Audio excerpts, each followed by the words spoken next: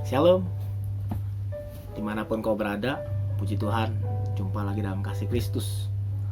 Hari ini kita akan membahas firman Tuhan tentang dampak dari ketidaktaatan Nabi Yunus.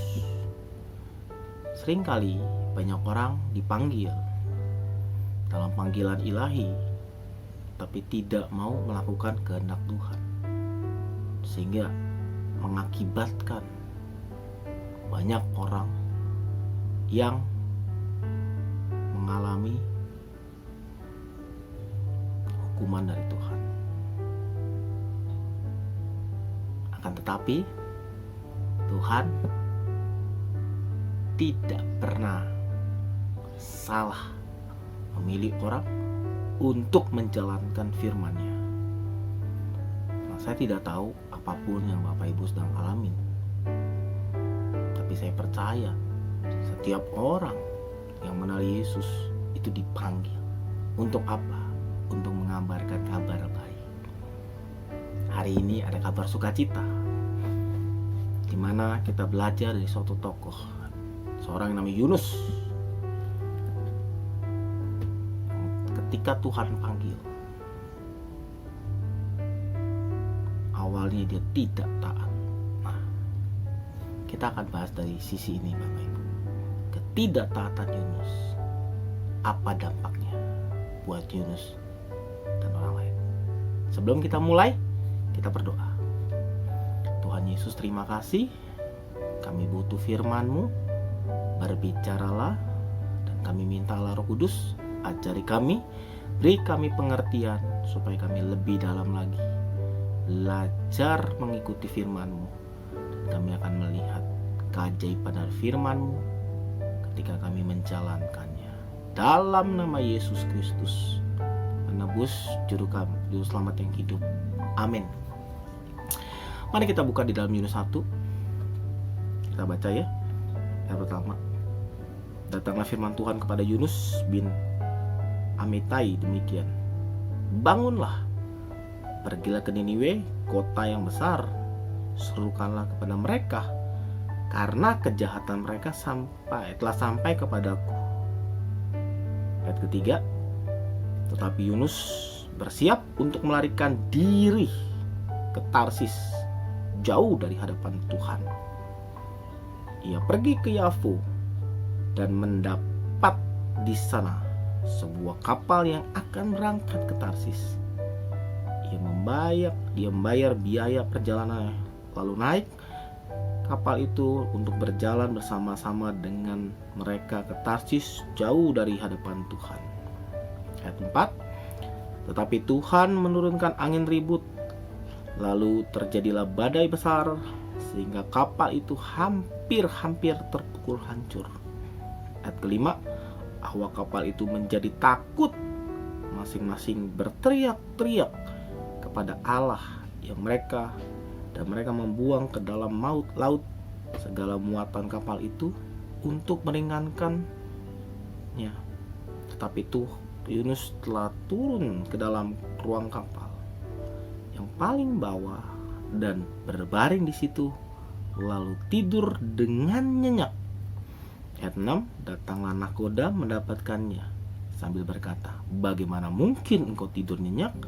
Bangunlah, berseru kepada Allahmu. Barangkali Allah itu akan mengindahkan kita sehingga kita tidak binasa. Ayat 7, lalu berkatalah mereka satu sama lain, marilah kita undi supaya kita mengetahui karena siapa kita ditimpa malapetaka ini. Mereka membuang undi, dan Yunuslah yang kena undi. Ayat 8, berkatalah mereka kepadanya, beritahukan kepada kami, karena siapa kita ditimpa malapetaka ini? Apa pekerjaanmu dan dari mana engkau datang? Apa negerimu dan dari mana engkau pergi? Dari manakah engkau? Ayat 9, kepada mereka, aku orang Ibrani, aku takut akan Tuhan, Allah yang mempunyai langit, yang telah menjadikan laut dan daratan. Ayat 10, orang itu menjadi sangat takut, berkatalah kepadanya, apa yang telah kau perbuat? Sebab orang itu mengetahui bahwa ia melarikan diri jauh dari hadapan Tuhan. Hal itu diberitahukannya kepada mereka. Bertanyalah mereka, akan kami apakah engkau supaya laut ini menjadi reda dan tidak menyerang kami lagi? Sebab laut semakin bergelora. Sautnya kepada mereka, angkatlah aku, campakkanlah aku ke dalam laut, maka laut akan reda dan tidak menyerang kamu lagi. Sebab aku tahu bahwa karena akulah badai besar ini menyerang kamu. Ayat 13, lalu berhuyunglah orang-orang itu dengan sekuat tenaga untuk membawa kapal itu kembali ke darat, tapi mereka tidak sanggup sebab laut makin bergelora.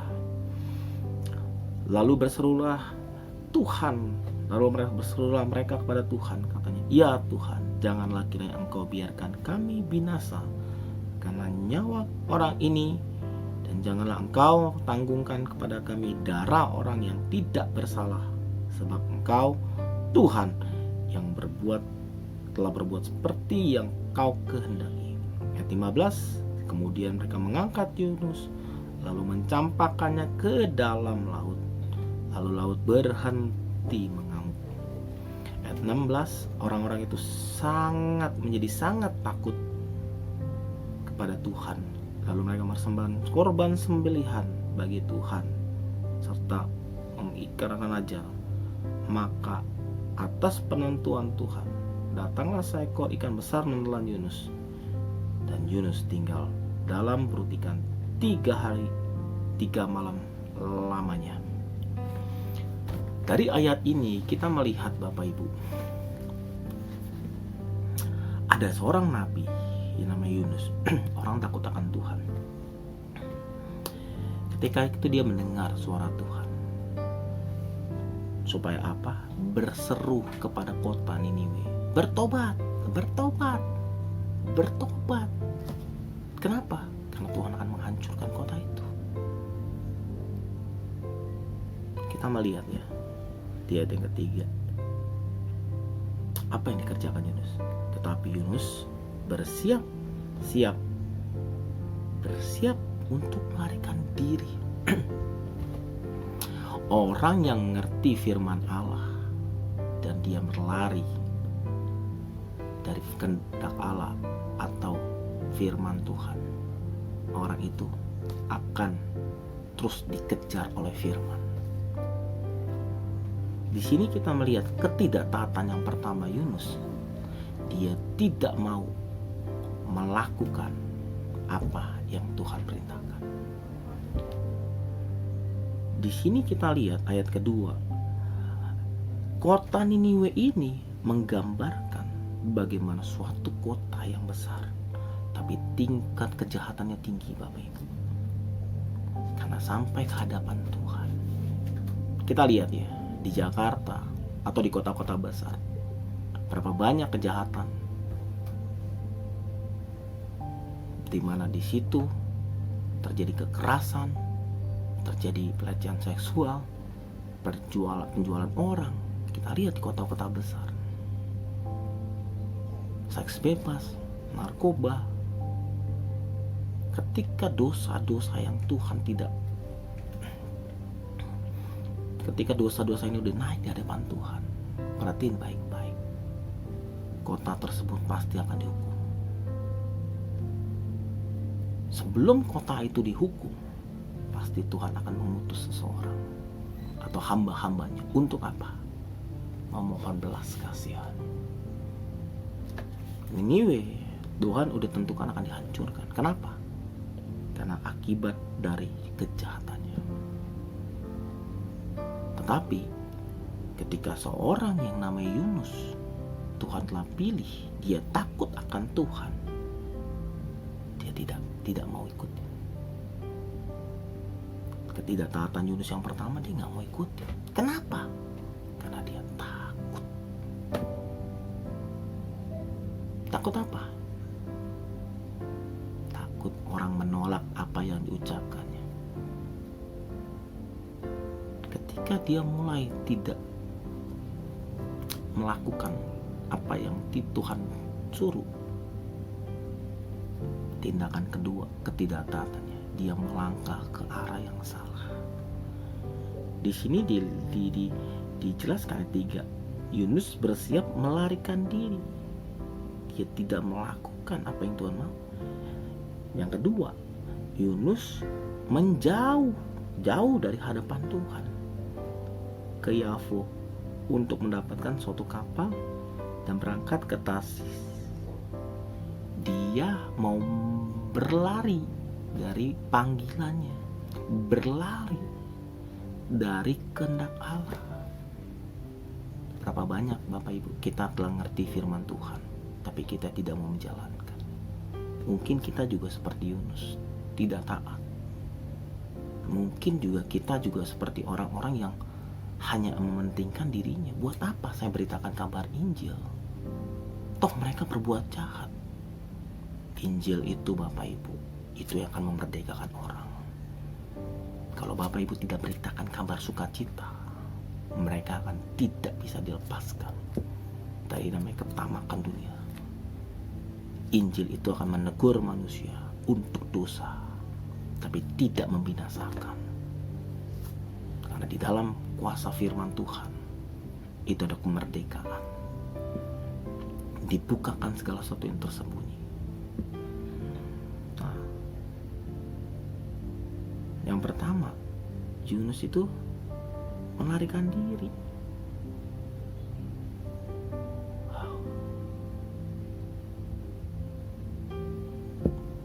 Tidak mudah ya Bapak Ibu, kalau kita ngerti firman dan disuruh menjalankan firman. Jalankan dong, kamu kan anak Tuhan, harus jalankan. Waktu kita menjalankan kita bingung. Saya ini hidup di bumi Pak, saya juga punya kepentingan. Makanya Bapak Ibu, ketika kita mau mengikuti Tuhan, kita butuh pimpinan Tuhan. Supaya apa? Kita dapat melakukannya dengan kekuatan Tuhan. Dan kalau itu berhasil, itu bukan karena kamu, tapi karena ada Roh Kudus yang membawa engkau masuk ke dalam apa? Rencana yang indah. Nah kita lihat Bapak Ibu, ayat berikutnya, Yunus melarikan diri dari hadapan, ayat 3, untuk melarikan diri dari Tarsis, jauh dari hadapan Tuhan. Bukan hanya jauh, karena ketidaktaatan dia membayar biaya. Yang harusnya kamu ke Niniwe, kamu ke Yafo, naik kapal laut. Dia pikir dia akan bebas dari Tuhan. Hei Bapak Ibu, sadar, Tuhan itu pencipta langit dan bumi. Dia mengerti sampai mendetil apa yang ada di bumi. Bahkan organ-organ tubuh kita dia tahu. Nah Yunus pikir Tuhan tidak akan pakai dia, orang yang dipilih sama Tuhan, untuk menyampaikan isi hatinya.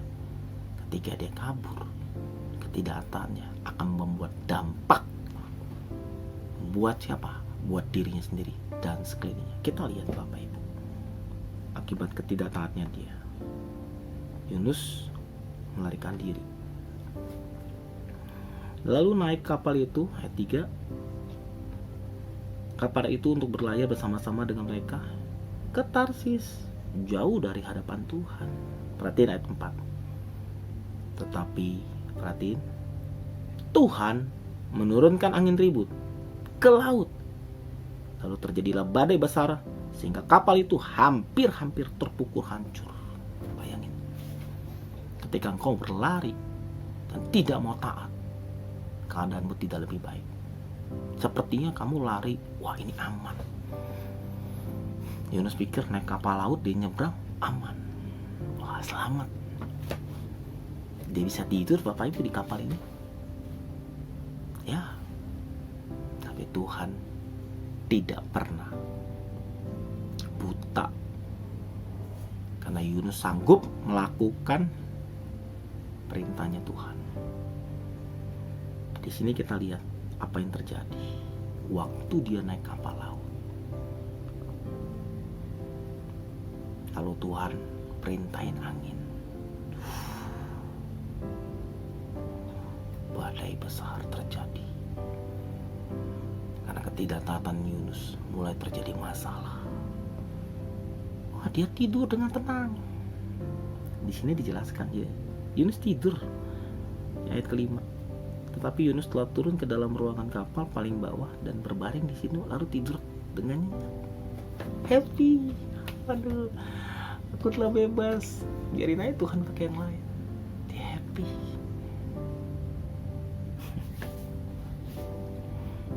Tuhan itu gak pernah salah. Tuhan itu tahu engkau dipanggil untuk kerajaannya, tapi engkau gak mau. Semakin engkau menjauh dari panggilannya, semakin Tuhan akan membuat hidup terpepet dengan masalah.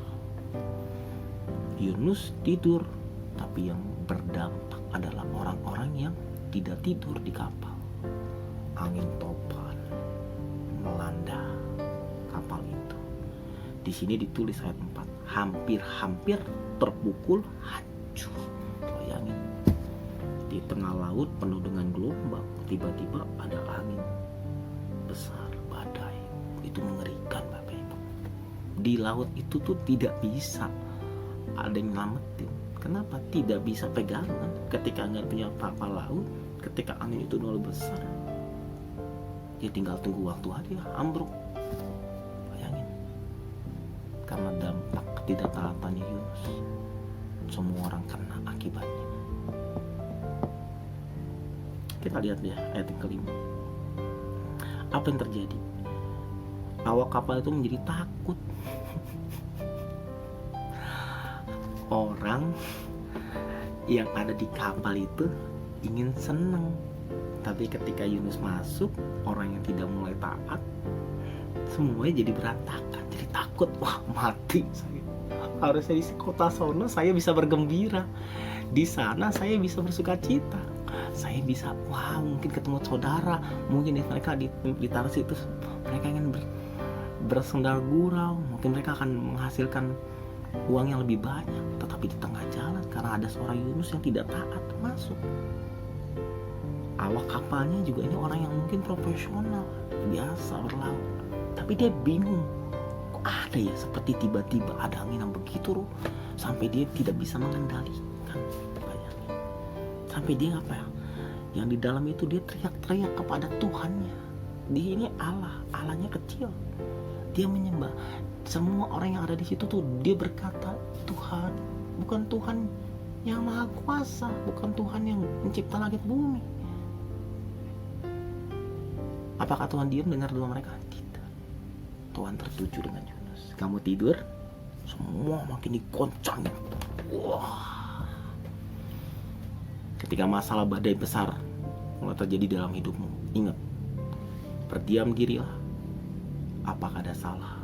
Apakah ada ketidaktaatan saya, sehingga angin badai ini dalam hidup tidak bisa selesai? Pak, Bu, Tuhan gak jahat. Akhir dari cerita Yunus akhirnya melakukan firman Tuhan. Tapi kita melihat di sini ketidaktaatannya membuat dampak buat orang banyak. Yang pertama tadi kita lihat ketidaktaatannya, dia berlari dari harapan Tuhan. Yang kedua, dia menjauh. Dia cari tuh kapal. Yang ketiga, karena ketidaktaatan Yunus, dia harus keluarin uang. Yang harusnya pergi ke Niniwe, dia uang untuk ke Tarsis. Terus apa yang terjadi? Yang keempat, Yunus karena ketidaktaatannya, semua orang yang di laut kapal itu mengalami musibah yang sama. Saya tidak tahu engkau dipanggil sama Tuhan ketika engkau terima Yesus.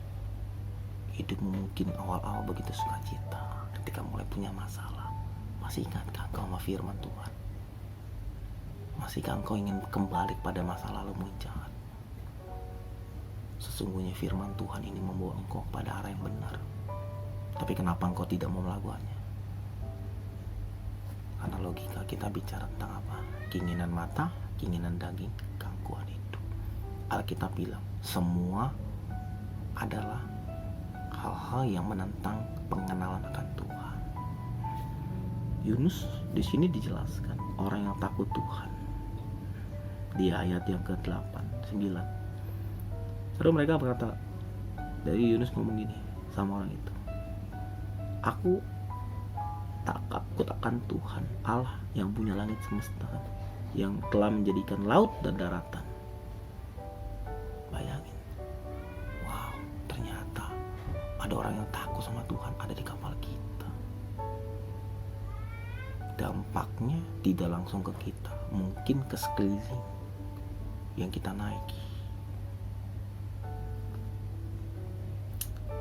Tetapi yang terjadi, yang terakhir, dari ketidaktaatan Yunus, akhirnya Yunus apa? Dilemparkan ke laut. Waktu dia dilemparkan, ayat yang ke-17, maka atas penentuan Tuhan, seekor ikan besar menelan Yunus. Seperti kebetulan. Tidak ada di dunia ini kebetulan. Semua udah ada jalan ceritanya. Tuhan yang tentukan. Jadi kalau engkau dapat panggilan Tuhan, kalau engkau telah dipanggil terima Yesus, beritakan Injil kepada saudara-saudaramu yang belum kenal Yesus. Supaya apa? Mereka mendapat anugerah. Dalam pekerjaanmu, ketika banyak orang melakukan yang jahat, mulai tegakkan kebenaran. Kalau tidak, dampaknya seperti ini. Mereka semua akan lebih kena musibahnya. Yang terlebih lagi, Tuhan sebenarnya sedang tertuju kepada Yunus, kepada engkau. Kemari kembali. Secara tidak langsung, lewat kejadian ini Yunus sadar, baiklah saya dilemparin aja. Ini salah saya. Apa yang terjadi setelah dilemparkan? Di sini dilihat ya. Ayat 15. Mereka mengangkat Yunus lalu dicampakkan ke dalam laut. Laut itu berhenti.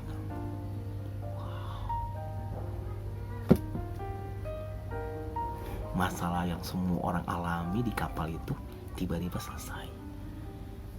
Tapi lihat dampaknya, bukan negatif saja. Orang itu ini jadi takut akan Tuhan.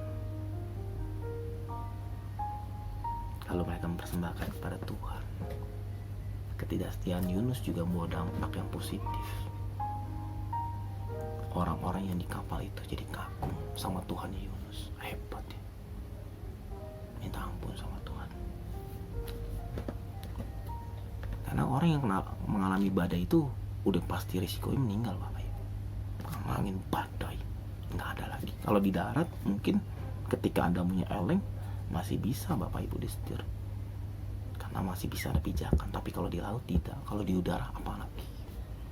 Makanya ketika mulai yang depannya itu, yang awak kapal yang mulai bingung arahnya, mulai bingung, ya semuanya akan resiko. Nah di sini kita melihat ya Bapak Ibu, ayat terakhir. Maka atas penonton Tuhan datanglah seekor ikan besar menelan Yunus. Yunus tinggal di dalam perut selama 3 hari 3 malam. Tuhan tentukan dia harus mati di dalam perut ikan, tapi Tuhan yang beri hidup. Di dalam perut ikan dia tidak mati, tapi Yunus akan mengalami proses di dalam perut ikan, pembusukan. Bagaimana orang-orang yang atau makanan-makanan pernah dimakan sama ikan itu ada di perutnya. Jadi akhir dari kesimpulan ini, ketidaktaatan Yunus itu akan membuat dampak yang tidak baik, baik dari Yunus, baik buat orang sekelilingnya. Jadi mulailah ketika engkau dapat pesan Tuhan untuk belajar taat sama firman Tuhan. Kalau ada yang memberitakan kebenaran, ceritakanlah dengan kasih. Engkau akan mendapatkan kebahagiaan, ketenangan. Saya tidak tahu masalah Bapak Ibu apa. Mungkin Bapak Ibu sedang teriklit dengan hutang. Mungkin Bapak Ibu sedang permasalahan dengan keluarga. Mungkin Bapak Ibu punya pergumulan dengan keterikatan dengan roh jahat. Mungkin Bapak Ibu sedang mengalami luka-luka karena aniaya orang. Mungkin juga Bapak Ibu disalah mengertikan. Mari cross check. Mungkin Bapak Ibu ada salah di hadapan Tuhan. Tuhan pernah kasih sesuatu arahan, tapi Bapak Ibu tidak ikuti. Di sini dijelaskan, kembalilah, minta ampun, dan Tuhan akan pulihkan kamu. Mari kita berdoa. Tuhan, kami bersyukur dari tokoh Yunus, di mana Yunus adalah orang yang takut Tuhan. Ketika Engkau kasih perintah untuk pergi ke Niniwe, untuk memberikan kabar untuk pertobatan, Yunus kabur. Yunus mungkin seperti kami, ketika kami ngerti kebenaran, kami bukan menjalankan kebenaran, kami takut. Kenapa? Karena kami tidak mengenal Allah itu punya kuasa. Dibutuhkan suatu ketaatan, tapi di sini kami belajar Yunus tidak taat, dia melarikan diri ke kota Tarsis. Apa yang terjadi? Kami melihat, kami mendengar di Alkitab menceritakan jelas Tuhan yang berikan angin badai masalah. Tuhan, kami gak mau. Ampuni kami kalau kami gak taat. Ampuni kami kalau kami tidak jujur. Ampuni kami Tuhan. Terima kasih Bapa buat anugerah-Mu. Kami percaya kasih sayang-Mu akan memenuhi kami. Karena Engkau Tuhan yang baik, Engkau akan memberikan kami kesempatan untuk terus dilatih, belajar taat. Karena dalam ketaatan dengan firman, kami akan mendapatkan sesuatu yang indah. Walaupun di awal Yunus tidak taat, tapi lewat kejadian itu membuat dia sadar dan akhirnya memberitakan kabar. Akhirnya kota itu dipulihkan. Pakailah kami sebagaimana kami ada, Tuhan. Ini kami. Biarlah kehendak-Mu jadi, kerajaan-Mu datanglah. Terima kasih Bapa, dalam nama Yesus Kristus. Amin. Shalom Bapak Ibu. Puji Tuhan, kita telah mendengar firman Tuhan. Saya mengundang Bapak Ibu untuk terus subscribe, like, membagikan link ini. Dan kami membuka ruang konseling untuk pribadi, untuk keluarga. Bagi Bapak Ibu yang keterikatan dengan kuasa-kuasa kegelapan, mari hubungi nomor yang telah ada di kolom deskripsi. Dan jangan lupa Bapak Ibu like, subscribe, biar banyak orang dimenangkan dan mengalami perjumpaan firman Tuhan dengan firman Tuhan. Tuhan Yesus berkati. Shalom.